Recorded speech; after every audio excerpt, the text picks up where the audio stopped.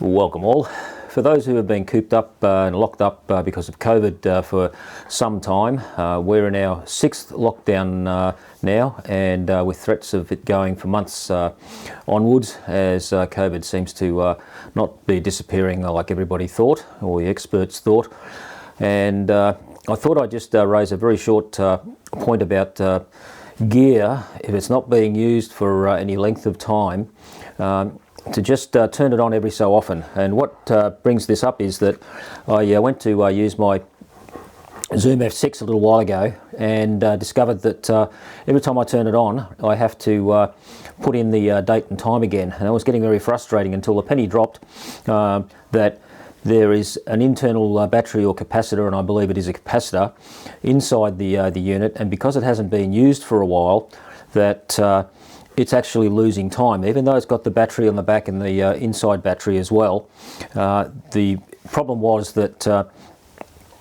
it hadn't been turned on for long enough to charge the capacitor up, and so the date time was being reset all the time. So once I turned it on and left it on for quite a few hours, it's now been good, and every time I turn it on it goes to the main screen instead of set the date and time.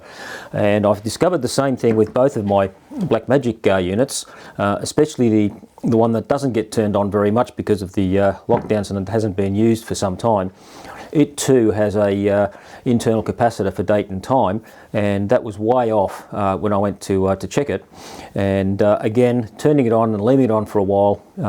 charged the capacitors up, and the date and time now stays steady. So all I'm just suggesting with this video is, if you've got devices that depend on a date and time, if it's important to have a date time in there, then turn the gear on every so often and leave it on for half an hour or more, and so that the internal capacitors, because I don't think they use batteries in modern gear anymore,